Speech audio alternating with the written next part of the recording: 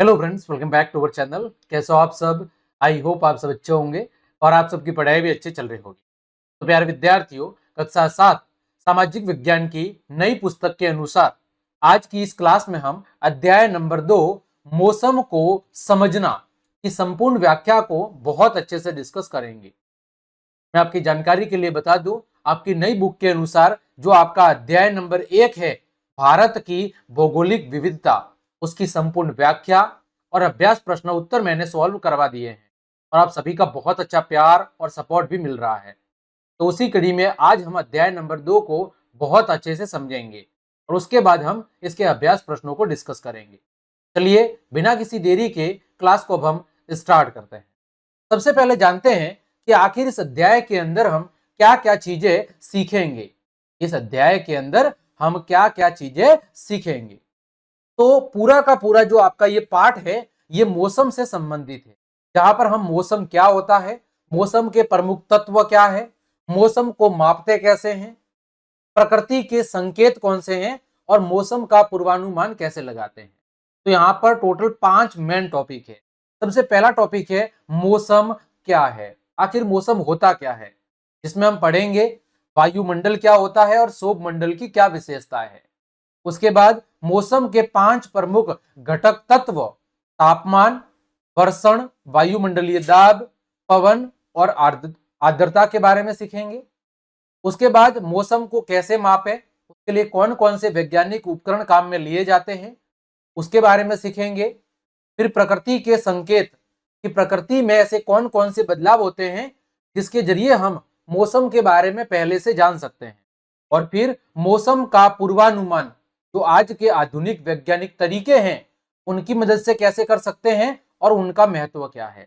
ये 5 मुख्य जो टॉपिक हैं, इन 5 टॉपिक को हम आज के इस अध्याय के अंदर अच्छे से सीखेंगे। क्योंकि देखो, चैप्टर को शुरू करने से पहले कम से कम आपको ये क्लियर होना चाहिए कि इस चैप्टर के अंदर क्या चीजें हमें पढ़ने को मिलेगी, तभी आपके बारे में या आपके मन के अंदर जिज्ञासा बनी रहती है। तो चलिए शुरू करते हैं मौसम से। मौसम को पढ़ने से पहले मौसम के बारे में एक महत्वपूर्ण कथन कहा गया है मार्शल प्रूस्ट के द्वारा। किसके द्वारा? मार्शल प्रूस्ट नाम के एक आपके भूगोलविद के द्वारा एक बहुत ही प्यारा कथन कहा गया है कि मौसम में परिवर्तन ही स्वयं और विश्व के नवीकरण के लिए पर्याप्त है। प्रश्न क्या कह रहा है, या जो उनका कथन है वो क्या कह रहा है कि मौसम में होने वाला जो परिवर्तन है वो हम स्वयं यानी मनुष्य के लिए और विश्व के नवीकरण के लिए पर्याप्त है।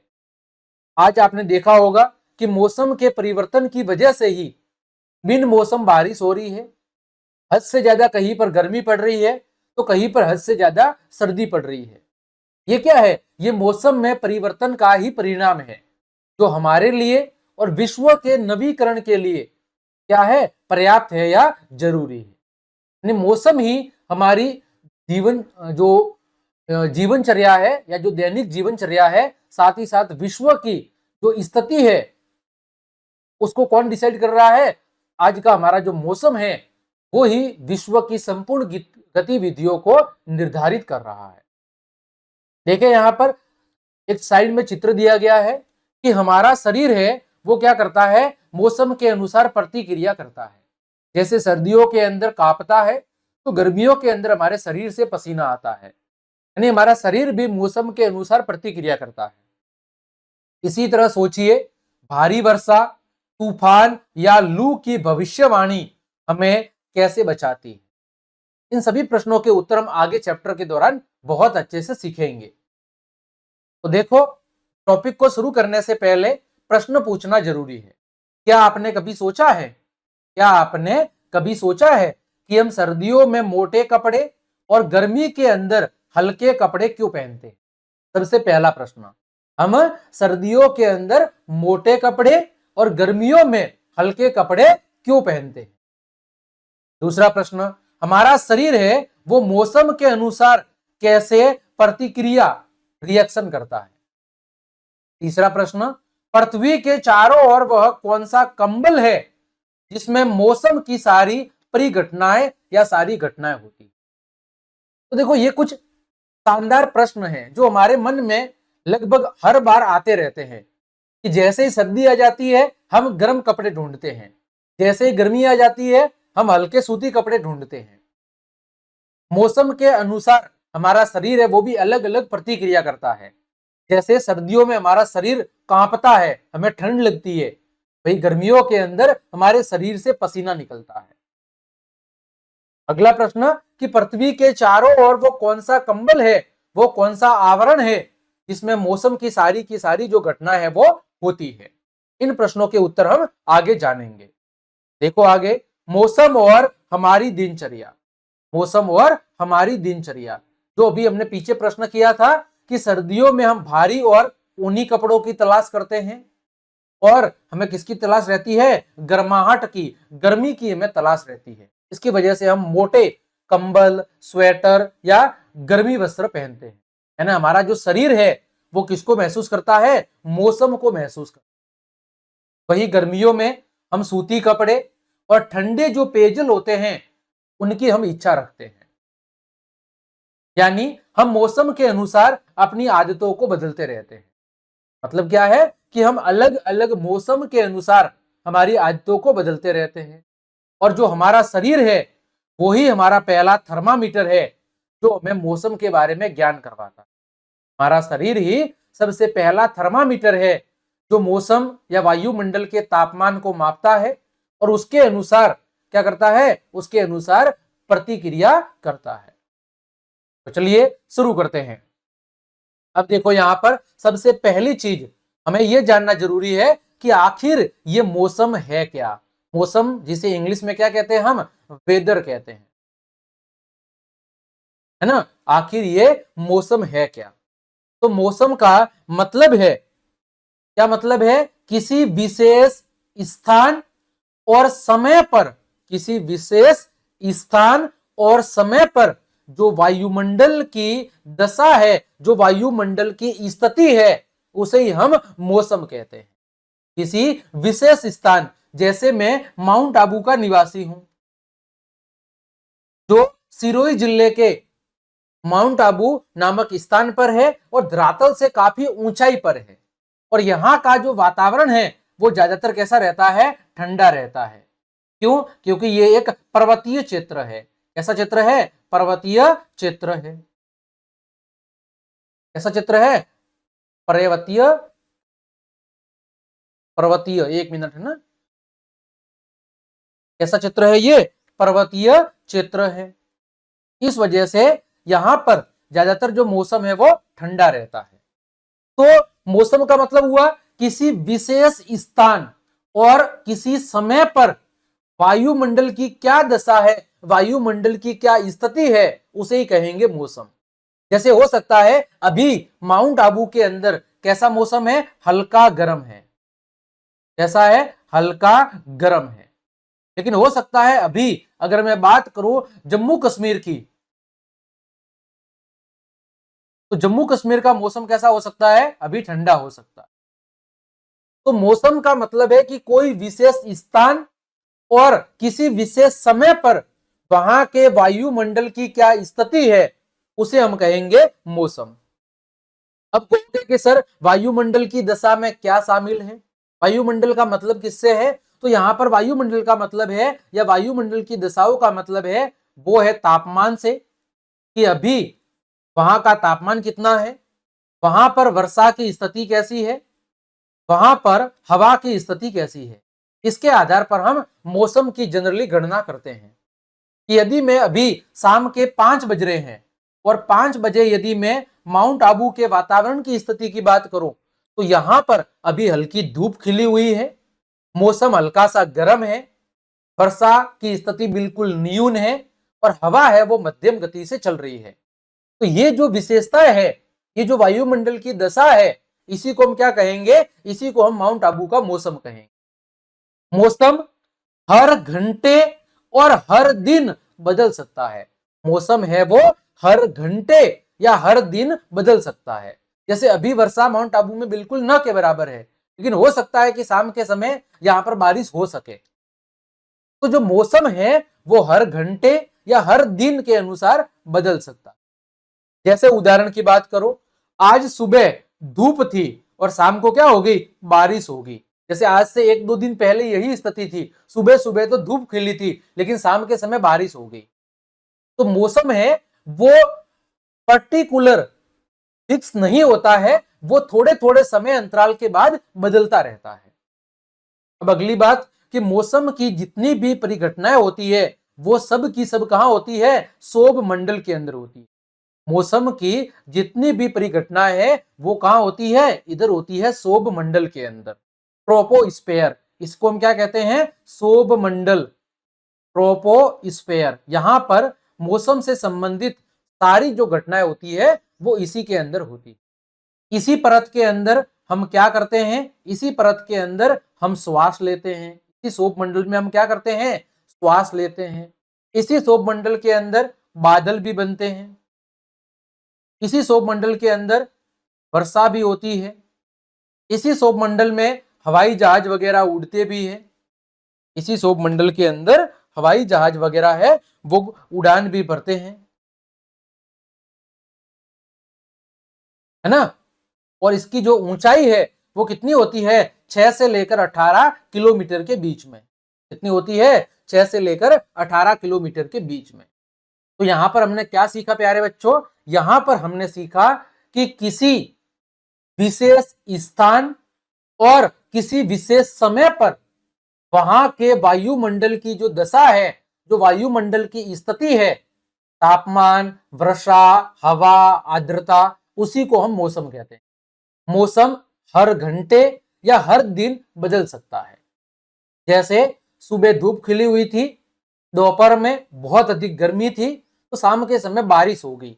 तो मौसम है वो समय के अनुसार लगातार बदलता रहता है। और मौसम की सभी घटनाएं कहां पर होती है, सौर मंडल के अंदर होती है।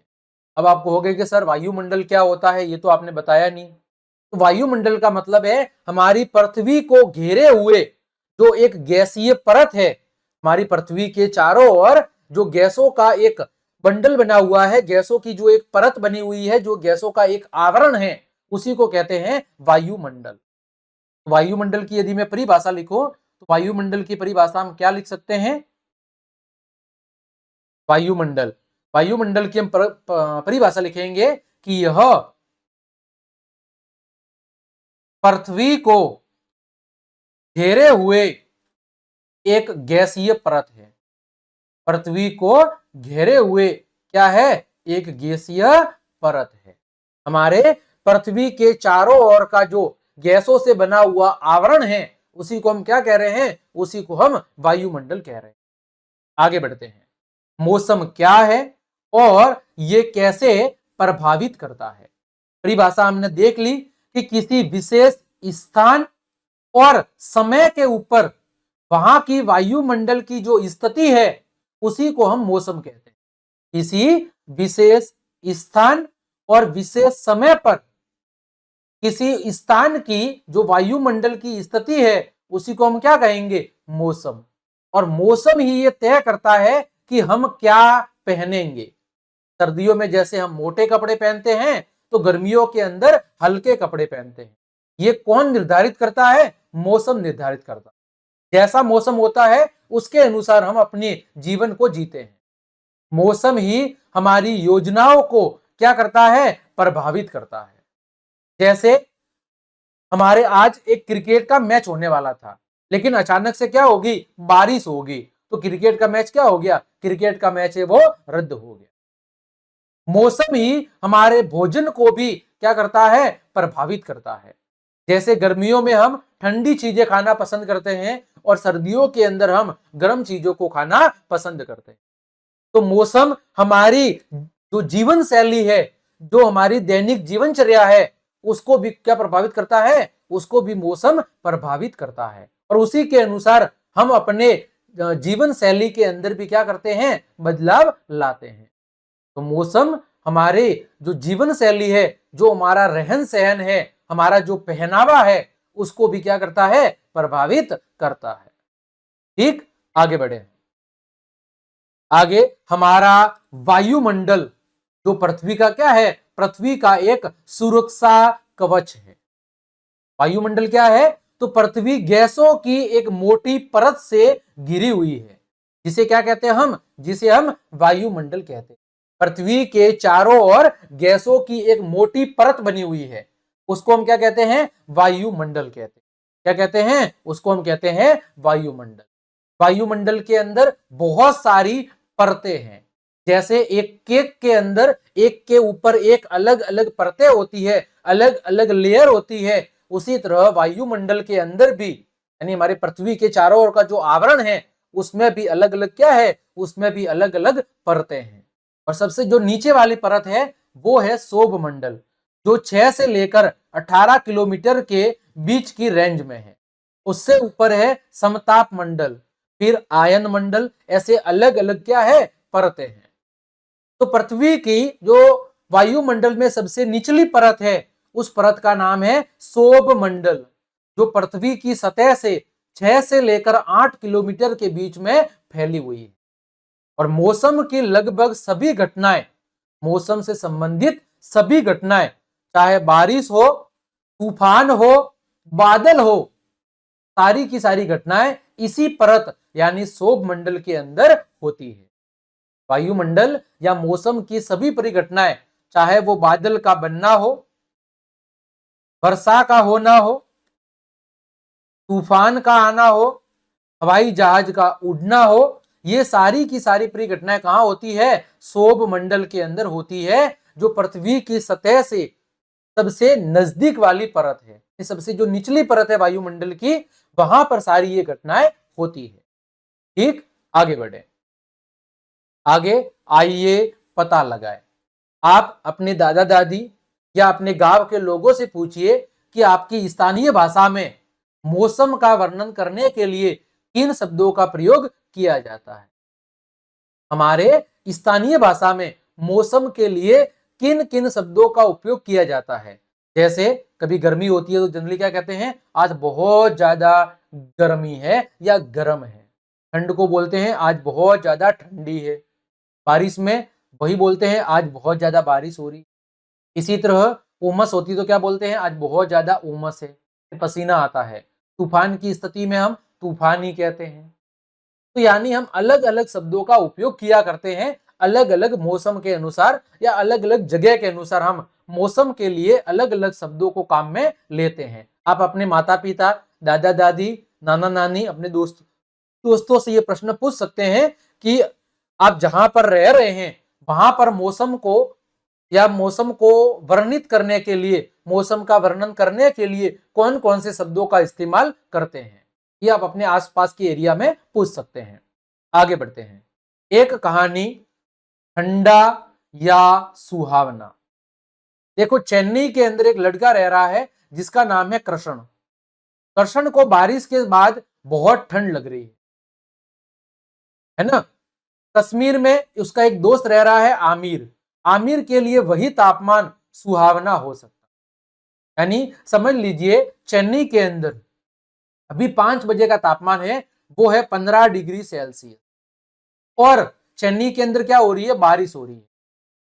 और बारिश के बाद जो लड़का है कृष्ण, उसको क्या लग रही है, उसको ठंड लग रही है या सर्दी लग रही है। वही कश्मीर के अंदर एक लड़का है जिसका नाम है आमिर। वहीं पर भी तापमान इतना ही है, 15 डिग्री सेल्सियस ही। लेकिन वहां का तापमान इस आमिर को कैसा लग रहा है, सुहावना लग रहा है, अच्छा लग रहा है। देखो, ठंडा या गर्म, ये अनुभव हर किसी के लिए अलग अलग हो सकता है ना। यानी ठंडा या अनुभव ये शरीर की स्थिति के अनुसार अलग अलग लोगों के लिए ये अनुभव अलग अलग हो सकता है। आपके घर में कभी कभार होता है सर्दियों के अंदर, जैसे एक घर के अंदर 4 लोग सो रहे हैं, तो जैसे एक को होता लगता है कि आज तो कम सर्दी है, दूसरे को लगता है नहीं मुझे तो ज्यादा सर्दी लग रही है। तो इसका मतलब मौसम है या ठंडी या गर्मी का जो अनुभव है वो सभी के लिए अलग अलग हो सकता है। इस वजह से हमें मौसम को सटीक रूप से बहुत ही बेहतर तरीके से मापने के लिए क्या चाहिए, कोई ना कोई मानक चाहिए, स्टैंडर्ड चाहिए, ताकि हम मौसम को बहुत ही सटीक तरीके से क्या कर सके, माप सके। है समझ में कि एक ही तापमान अलग अलग व्यक्तियों के लिए अलग अलग अनुभव वाला हो सकता है। किसी को वही तापमान ठंडा लग सकता है तो किसी को वो गर्म लग सकता है। तो इसके लिए हमें क्या करना पड़ेगा, मौसम को यदि में सही तरीके से मापना है तो कुछ मानक स्टैंडर्ड चाहिए जिसकी मदद से हम मौसम को बेहतर तरीके से माप सकते हैं।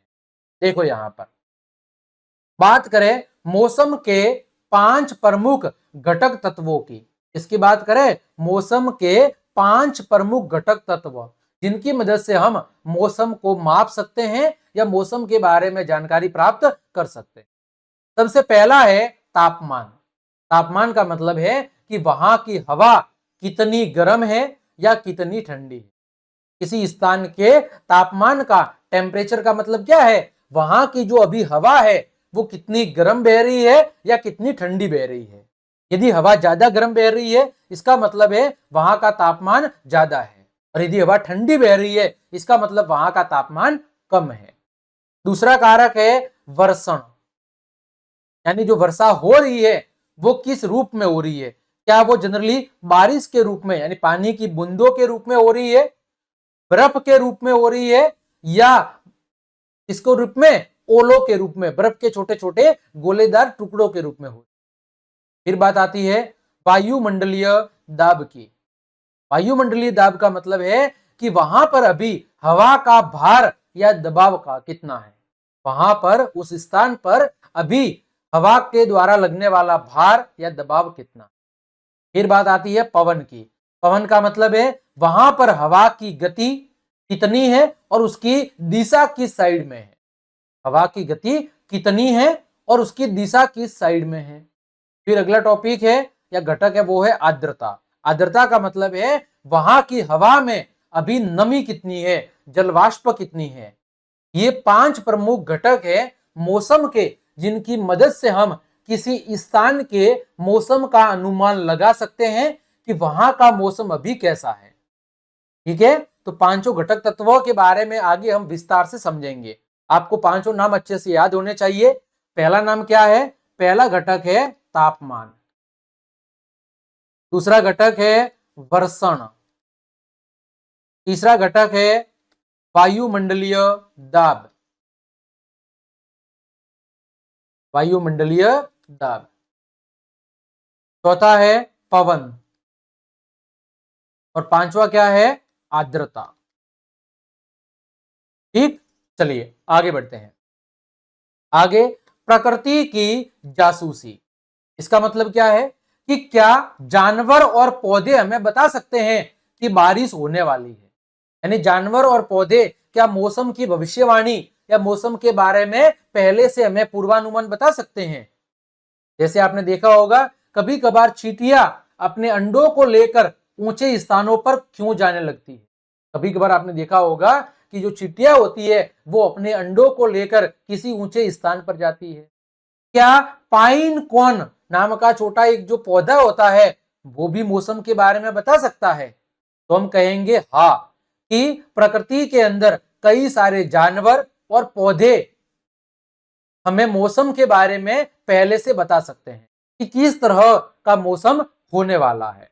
देखो यहां पर तो प्राचीन काल के अंदर आज से हजारों साल पहले जो मनुष्य है वो मौसम का पूर्वानुमान लगाने के लिए किसका उपयोग करते थे, प्रकृति के संकेतों का वो लोग उपयोग किया करते थे। आज से हजारों साल पहले जब विज्ञान के उपकरण हमारे पास मौजूद नहीं थे, विज्ञान की हमें इतनी समझ नहीं थी, उस समय लोग प्रकृति के संकेतों का उपयोग करके मौसम के बारे में भविष्यवाणी करते थे। सबसे पहला उदाहरण चींटियां। चींटियां अपने अंडों को ऊंचे स्थानों पर यदि लेकर जा रही है तो वो किसका संकेत है, भारी वर्षा का संकेत। यदि जो चींटियां है वो अपने अंडों को किसी ऊंचे स्थान पर लेकर जा रही है इसका मतलब भारी वर्षा आने वाली है। फिर मेंढक, यदि मेंढक है वो बहुत तेज टरटराहट कर रहे हैं तो बारिश की संभावना है। आपने देखा होगा बारिश से पहले मेंढक बहुत जोर जोर से चिल्लाते हैं, इसका मतलब बारिश आने वाली है। फिर पाइन कॉन्स यानी चीड़ के शंकु, ये खुले मौसम में तो खुल जाते हैं और नमी वाले मौसम में क्या हो जाते हैं, बंद हो जाते हैं। जब शुष्क मौसम होता है तो ये क्या होते हैं, शुष्क मौसम के अंदर ये खुल जाते हैं, और जब मौसम नमी वाला होता है तो ये क्या हो जाते हैं, ये बंद हो जाते हैं नमी वाले मौसम में। तो ये कुछ क्या है, संकेत है प्रकृति के द्वारा दिए जाने वाले, जिसकी मदद से हमारे जो प्राचीन पूर्वज थे, हमारे दादा दादी नाना नानी, वो लोग मौसम की भविष्यवाणी किया करते थे। ठीक, आगे बढ़े हम। आगे आधुनिक मौसम विज्ञान कि वर्तमान में हम मौसम की भविष्यवाणी कैसे करते हैं। तो देखो, मौसम विज्ञान का मतलब क्या है, मौसम विज्ञान का मतलब है मौसम और उसके विकास का व्यवस्थित अध्ययन। विज्ञान की वो शाखा जिसमें हम मौसम और इसके विकास का व्यवस्थित तरीके से अध्ययन करते हैं, उसे कहेंगे हम मौसम विज्ञान। भारतीय मौसम विज्ञान विभाग की स्थापना 1875 के अंदर हुई है। भारतीय मौसम विज्ञान विभाग की स्थापना कब हुई है, 1875 के अंदर। और ये जो मौसम विज्ञान विभाग, ये काम क्या करता है, ये आधुनिक मौसम वैज्ञानिक उपकरणों यानी स्वचालित मौसम केंद्र का उपयोग करके मौसम का क्या करते हैं, सटीक पूर्वानुमान, पहले से हमें मौसम की जानकारी दे देते हैं कि कल मौसम कैसा रहेगा, आज से 10 दिन बाद मौसम कैसे रहेगा, आज से महीने बाद का मौसम कैसे रहेगा। और भारतीय मौसम विज्ञान का जो एक वाक्य है, कथन है, आदित्यात जायते वृष्टि, यानी सूर्य से ही क्या होती है, सूर्य से ही वर्षा होती। ठीक है, तो ये किसकी जानकारी है, भारतीय मौसम विज्ञान की। मौसम विज्ञान का मतलब क्या है, मौसम और इसके विकास का जो व्यवस्थित अध्ययन है उसी को कहेंगे मौसम विज्ञान। भारतीय मौसम विज्ञान की स्थापना कब की गई है, 1875 के अंदर। और इसका काम क्या है कि जो आधुनिक विज्ञान के उपकरण हैं उनकी मदद से मौसम की क्या करना, मौसम की भविष्यवाणी करना, उसके बारे में पहले से पूर्वानुमान लगाना। आगे बढ़े हम। जो भी विद्यार्थी क्लास देख रहे हैं, यदि आपको चीजें समझ में आ रही है, मेरी क्लास और ये मेहनत पसंद आ रही है, तो फिर लाइक कमेंट शेयर और सब्सक्राइब जरूर करें। आगे बढ़े हम। आगे बात करते हैं कि कोई पदार्थ कितना गर्म है या कितना ठंडा है, या कोई मौसम कितना गर्म है या कितना ठंडा है, कहीं का तापमान कितना कम है या कहीं ज्यादा है। जैसे यहां पर देखो, चेन्नई की ठंड और कश्मीर की ठंड में क्या अंतर है, क्या 15 डिग्री सेल्सियस और 59 डिग्री फ़ारेनहाइट एक ही है। हम ये कैसे कह सकते हैं कि आज 30 डिग्री गर्मी है। सबके मन में प्रश्न आता है ना कि चेन्नई की ठंड और कश्मीर की ठंड में क्या अंतर था। जहां एक जगह तो आपके कृष्ण को बारिश के बाद ठंड लग रही थी, वही आमिर को मौसम सुहाना लग रहा था। फिर हम कैसे कह सकते हैं कि आज का तापमान इतना है, दिल्ली अखबार में आता है कि कल का अधिकतम तापमान इतना रहा, कल का दिन इतना गर्म रहा, कल का दिन इतना ठंडा रहा। ये कैसे पता चलता है। और तापमान को मापने की अलग अलग जो इकाई है, एक है डिग्री सेल्सियस और एक है फ़ारेनहाइट। क्या दोनों एक ही होती है, दोनों के बीच में क्या अंतर होता है, इसको हम सीखेंगे। यानी अब हम मौसम के जो 5 घटक तत्व थे उनके बारे में बारी बारी से जानते हैं। देखो, सबसे पहला तत्व था, वो था आपका तापमान। तापमान का मतलब क्या होता है, तापमान का मतलब होता है टेम्परेचर। क्या मतलब होता है, टेम्परेचर, है ना।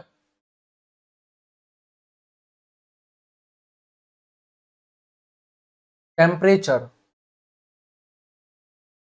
चलिए देखो, टेम्परेचर का मतलब क्या है कि जो हमारे आसपास का वायुमंडल है वो कितना गर्म है अथवा कितना ठंडा है।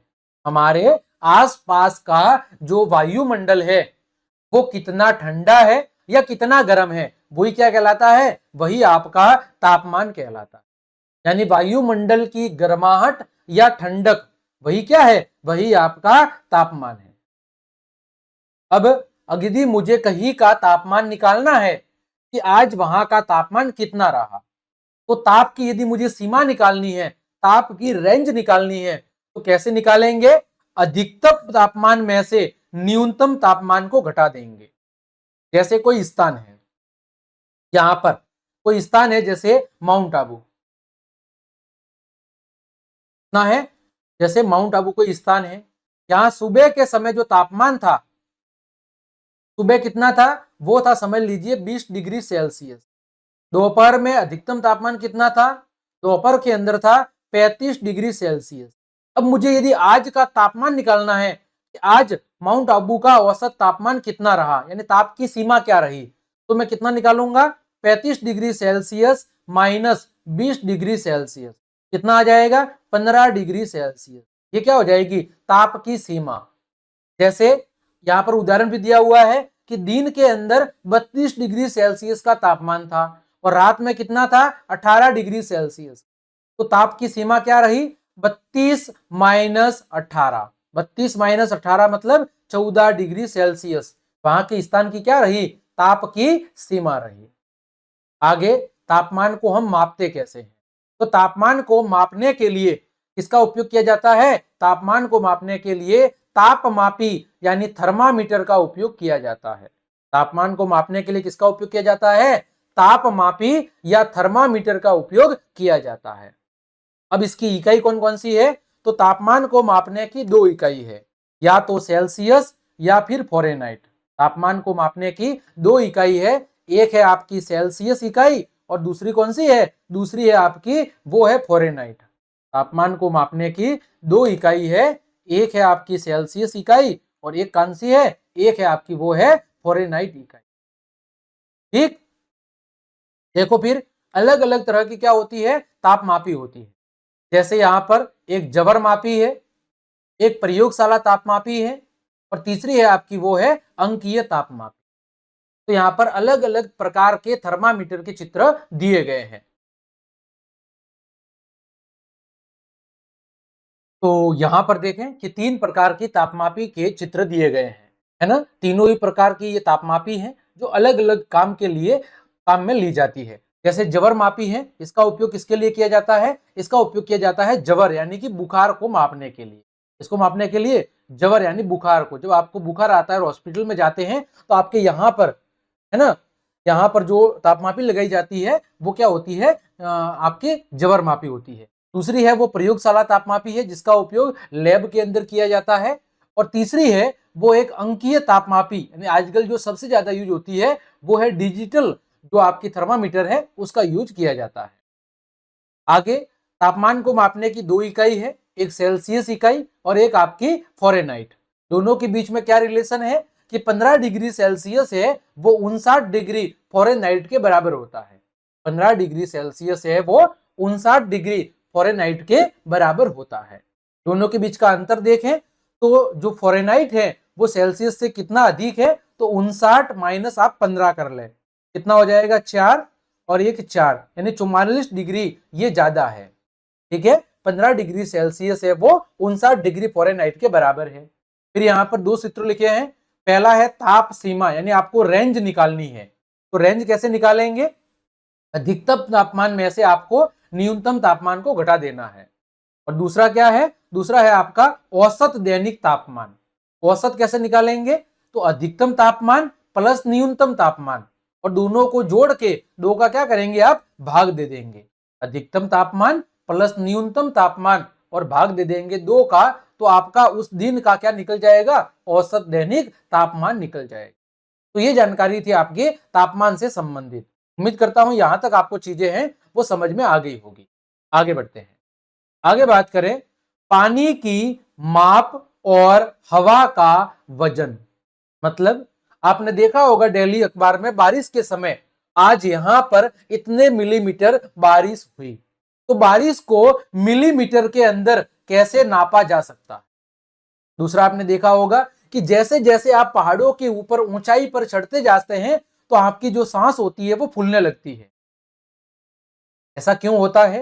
और तीसरी बात, क्या हवा के अंदर भी भार होता है।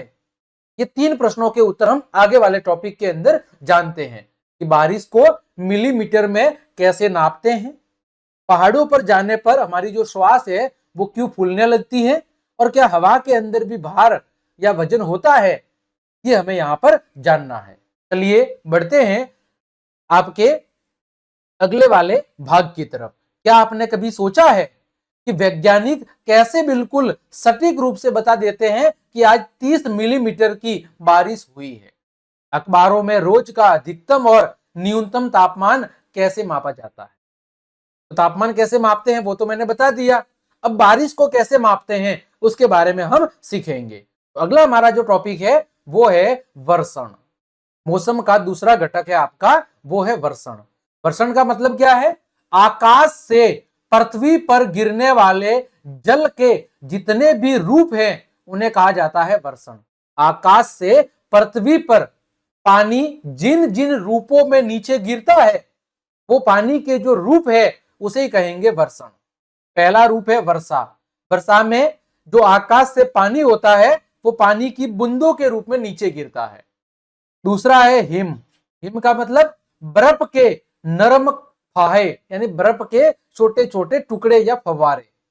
फिर है हिमवृष्टि। हिमवृष्टि का मतलब है आंशिक रूप से जमी हुई वर्षा, यानी बर्फ के छोटे छोटे से महीन टुकड़े। फिर है ओले। ओले में क्या होता है? बर्फ के ठोस टुकड़े ऊपर से नीचे गिरते हैं।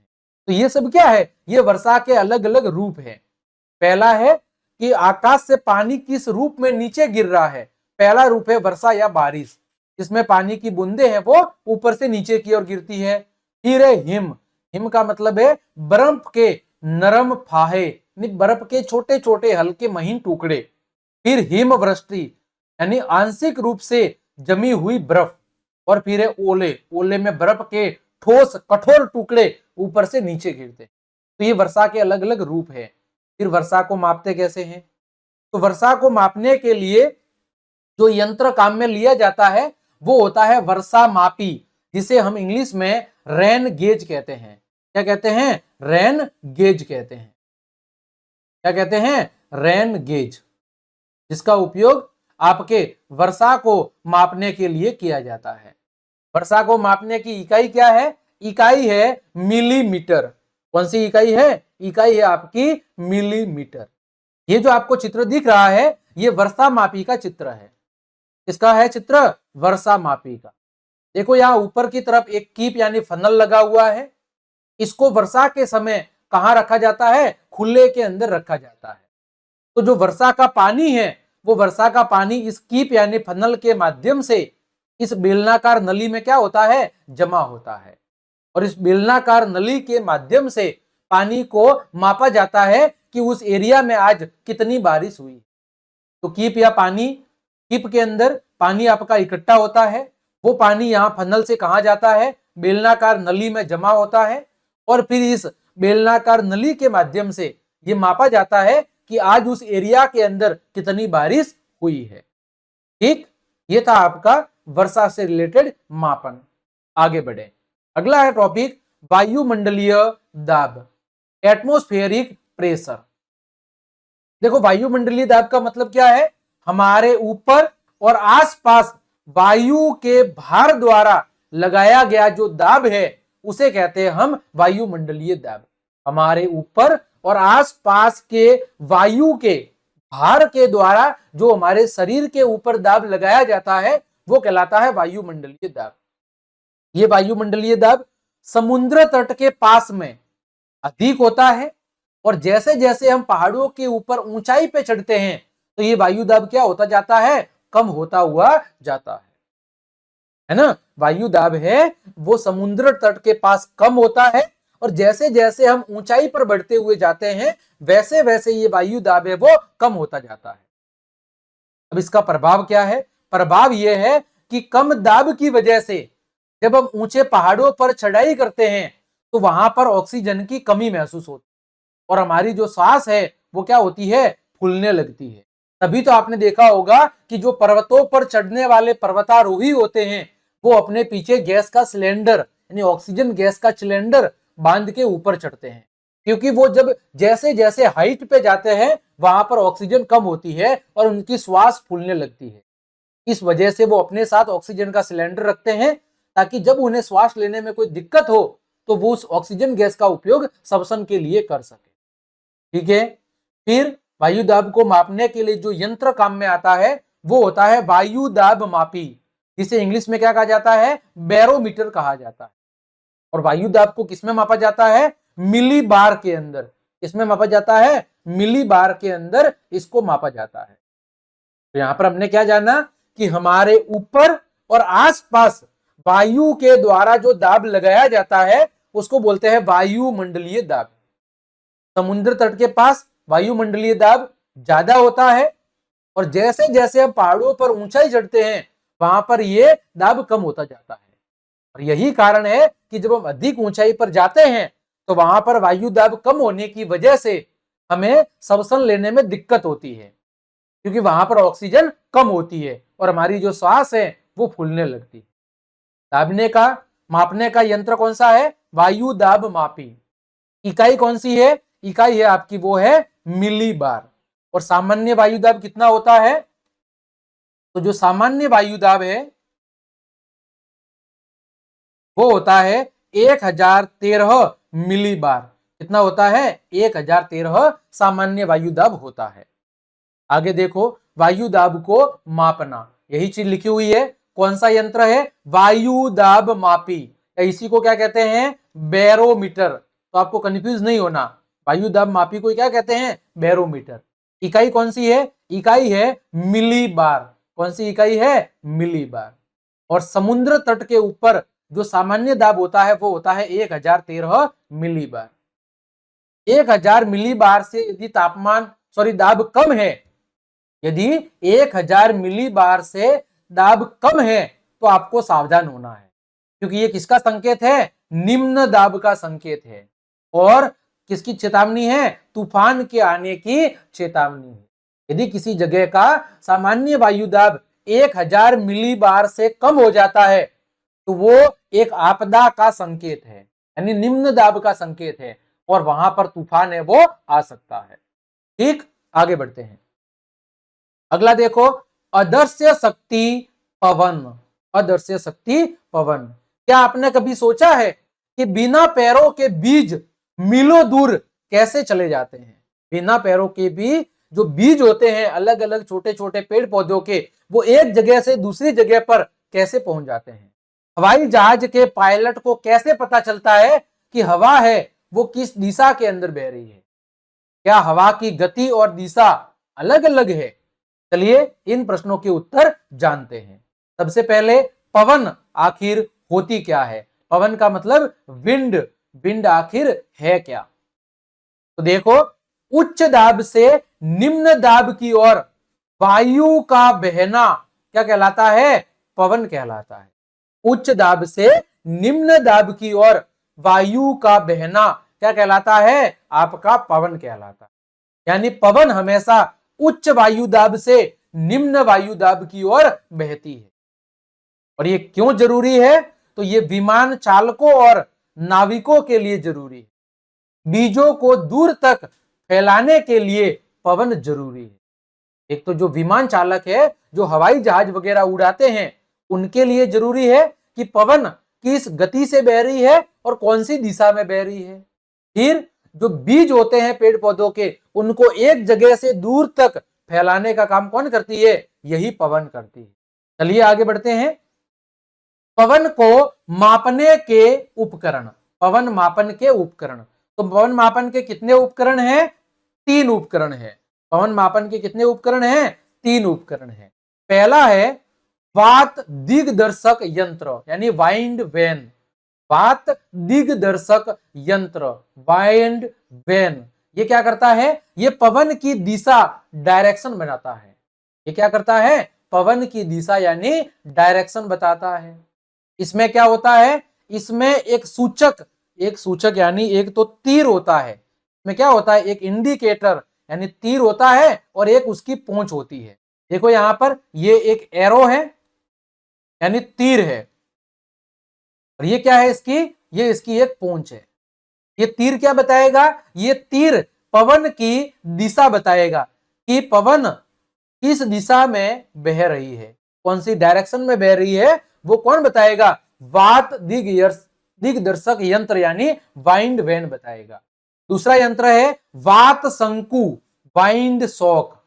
आपने देखा होगा हवाई अड्डों के ऊपर वायुयान के उड़ान भरने और उतरने के समय ये दिशा का संकेत देता है। ये कहां लगा होता है? आपके एयरपोर्ट पर। जब हवाई जहाज वगैरह उड़ते हैं या नीचे उतरते हैं, उस समय पवन की दिशा का बताने का काम करता है वात शंकु।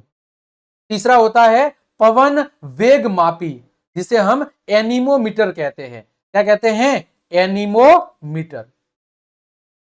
इसका काम क्या है? एनीमोमीटर पवन की गति को मापता है। किसको मापता है? पवन की गति को मापता है। इसमें क्या होता है? इसमें धातु के प्याले लगे होते हैं जो हवा की गति से क्या करते हैं? हवा की गति के अनुसार घूमते हैं। जो हवा की गति को किसमें बताते हैं? हवा की गति को किलोमीटर प्रति घंटा में बताते हैं। ये किसमें बताते हैं? वायु की गति को किलोमीटर प्रति घंटा के अंदर बताते हैं। तो पवन मापने के 3 उपकरण हैं। पहला है वाइंड वैन, ये पवन की दिशा को बताएगा। दूसरा है वाइंड सॉक, ये एयरपोर्ट पर या हवाई अड्डों के ऊपर हवाई जहाज के उड़ने और उतरते समय दिशा को संकेत बताते हैं। तीसरा है पवन वेग मापी, ये पवन की गति को मापते हैं। और किसमें मापते हैं? इकाई क्या है? किलोमीटर प्रति घंटा इसकी इकाई है। ठीक, आगे बढ़े। अगला हमारा जो घटक था वो था आर्द्रता यानी ह्यूमिडिटी, यानी वातावरण के अंदर नमी है या शुष्कता है। वातावरण के अंदर जल वाष्प पानी की कितनी मात्रा मौजूद है उसको बोलेंगे आर्द्रता। तो वायु में उपस्थित जल वाष्प यानी पानी के भाप की मात्रा, जैसे सर्दियों के अंदर सुबह सुबह पेड़ पौधों के ऊपर छोटी छोटी पानी की बूंदें दिखाई देती है, वो क्या होती है? आर्द्रता ही होती है। सर्दियों में आर्द्रता ज्यादा होती है, गर्मियों के अंदर कम होती है। तो वायु में उपस्थित जो पानी की मात्रा है उसी को कहते हैं आर्द्रता यानी ह्यूमिडिटी। अब देखो, अधिक आर्द्रता कहां होगी? समुद्र के निकट के स्थानों पर आर्द्रता है वो अधिक होती है। क्यों? क्योंकि वहां पर चारों तरफ पानी ही पानी है, तो वहां के आसपास के वायुमंडल में भी पानी की मात्रा यानी नमी की मात्रा ज्यादा होगी, तो वहां पर आर्द्रता क्या होगी? वहां पर आर्द्रता है वो अधिक होगी। अब कम आर्द्रता कहां होगी? जहां पर शुष्क क्षेत्र है, चारों तरफ रेत ही रेत है, धूल ही धूल है, वहां पर आर्द्रता क्या होगी? बिल्कुल कम होगी। जैसे थार का मरुस्थल, वहां पर आर्द्रता क्या होगी? बहुत कम होगी। ठीक, अब आर्द्रता को मापने का यंत्र कौन सा है? आर्द्रता को मापने का यंत्र है आर्द्रता मापी, जिसे हाइग्रोमीटर कहा जाता है। क्या कहा जाता है? जिसे कहा जाता है हाइग्रोमीटर। क्या कहा जाता है? हाइग्रोमीटर कहा जाता है। और आपकी जो सापेक्षिक आर्द्रता है, आर्द्रता को किसमें मापते हैं? तो आर्द्रता को प्रतिशत के अंदर मापते हैं। इसमें मापते हैं? आर्द्रता को प्रतिशत के अंदर मापते हैं। ठीक, आगे बढ़े हम। आगे बात करें मौसम केंद्र और पूर्वानुमान। मौसम केंद्र और पूर्वानुमान। देखो, मौसम केंद्र यानी वेदर स्टेशन, जिस तरह अंतरिक्ष स्टेशन होते हैं वैसे के वैसे क्या होते हैं? मौसम केंद्र वेदर स्टेशन, यानी ये वो स्थान होते हैं जहां पर मौसम का आकलन करने के लिए सभी उपकरण एक साथ लगे होते हैं। जैसे माउंट आबू के अंदर ये लगा हुआ है, माउंट आबू सिरोही के अंदर ये गुरु शिखर से जस्ट नीचे वाले भाग में ये लगा हुआ है, जहां पर मौसम का आकलन करने के लिए जितने भी उपकरण जरूरी होते हैं वो सब वहां पर लगे होते हैं। फिर दूसरा है स्वचालित मौसम केंद्र यानी ऑटोमेटिक वेदर स्टेशन। तो यहां पर क्या होता है? सेंसर लगे होते हैं और सेंसर का उपयोग करके वो ऑटोमेटिक रूप से मौसम के आंकड़ों को क्या करते हैं? दर्ज करते हैं। यह कृषि, विमानन और पर्यावरण की निगरानी के लिए बहुत उपयोगी है। भारत में आजकल स्वचालित मौसम केंद्र जो ऑटोमेटिक, वहां पर सेंसर लगे होते हैं, उन सेंसर की मदद से वो क्या करते हैं? मौसम से रिलेटेड आंकड़ों को दर्ज करते हैं। और ये जनरली कहां लगे होते हैं? जो दुर्गम एरिया होते हैं, जैसे जम्मू कश्मीर, लेह लद्दाख, जैसलमेर, वो एरियाज जो काफी दुर्गम क्षेत्र है, रिमोट एरिया है, वहां पर ये स्वचालित मौसम केंद्र होते हैं। फिर बात करें मौसम के पूर्वानुमान की, तो जो आपके मौसम विज्ञानी होते हैं, मौसम वैज्ञानिक होते हैं, वो लंबे समय तक एकत्रित किए गए आंकड़ों का अध्ययन करके क्या करते हैं? मौसम का पूर्वानुमान लगाते हैं कि अगला मौसम कैसा रहेगा, अगले दिनों में मौसम का जो रूप है वो किस तरह का रहेगा। तो यहां पर हमने क्या जाना कि मौसम के पूर्वानुमान के लिए वर्तमान में कई सारे मौसम केंद्र स्थापित है और स्वचालित मौसम केंद्र स्थापित है, जहां पर अलग अलग वैज्ञानिक उपकरण लगे हुए हैं और उनकी मदद से मौसम के बारे में जानकारी प्राप्त की जाती है। और इसके लिए कई सारे वैज्ञानिक हैं और वैज्ञानिकों के द्वारा लंबे समय तक जो आंकड़े एकत्रित किए जाते हैं उनका अध्ययन करके मौसम वैज्ञानिक क्या करते हैं, मौसम के बारे में पूर्वानुमान लगाते हैं या उसकी भविष्यवाणी करते हैं कि अगला मौसम कैसा रहेगा या अगले 5 दिनों का, अगले 10 दिनों का, अगले महीने का मौसम कैसा रहेगा। आगे बात करें आधुनिक नियंत्रण केंद्र। आधुनिक नियंत्रण केंद्र यानी स्वचालित मौसम केंद्र। स्वचालित मौसम केंद्र, ऑटोमेटिक वेदर सिस्टम। ये क्या है? ये आपके रिमोट एरियाज में, जो दूर दराज के क्षेत्र होते हैं वहां पर लगाए जाते हैं, जहां पर इंसान का रहना संभव नहीं है, उन एरियाज के अंदर ये लगाए जाते हैं।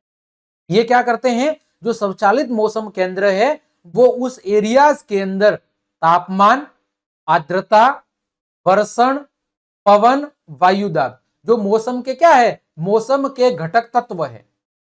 क्या है? मौसम के तत्व है। ये क्या करते हैं, यहां पर जो सेंसर लगे होते हैं, क्या लगे होते हैं, अलग अलग सेंसर लगे होते हैं। उन सेंसर के माध्यम से ये इन सभी घटक तत्वों को क्या करते हैं, डेटा एकत्रित करते हैं। तो आधुनिक मौसम वैज्ञानिक उपग्रहों और डेटा एनालिटिक्स का उपयोग करके सभी 5 तत्वों के डेटा को एक साथ क्या करते हैं, प्रोसेस करते हैं और मौसम के बारे में पूर्वानुमान करते हैं। फिर यहां पर लिखा हुआ है भारतीय मौसम विज्ञान, इसके बारे में हमने पढ़ लिया है। IMD, इंडियन भारतीय मौसम विज्ञान, है ना, IMD। इसका वाक्य क्या है, आदित्यात जायते वृष्टि, यानी सूर्य से क्या होती है, वर्षा होती है। यानी सूर्य की जो गर्मी है वही जल चक्र को क्या करती है, संचालित करती है। आगे बढ़े, मौसम की जानकारी एक महाशक्ति, यानी यदि हमें मौसम के बारे में पहले से जानकारी मिल जाए तो ये हमारे लिए बहुत ज्यादा फायदेमंद है। पहला फायदा क्या है, सुरक्षा, सेफ्टी। जैसे यदि हमें पहले से ये पता चल जाए कि आज से 2 दिनों बाद या 5 दिनों बाद चेतावनी हो जाए कि चक्रवात आएगा या तूफान आएगा, तो चक्रवात या तूफान से पहले यदि हमें चेतावनी मिल जाए तो लोग हैं वो सुरक्षित स्थानों पर पहुंच सकते हैं और वो अपनी सुरक्षा के सारे बंदोबस्त कर सकते हैं। दूसरा फायदा क्या है, खेती के लिए। यदि मौसम के बारे में पहले से पता लग जाए तो किसानों को ये जानने में मदद मिलेगी कि कब बुवाई करनी है और कब फसलों को काटना है। फिर यात्रा में आसानी हो जाएगी।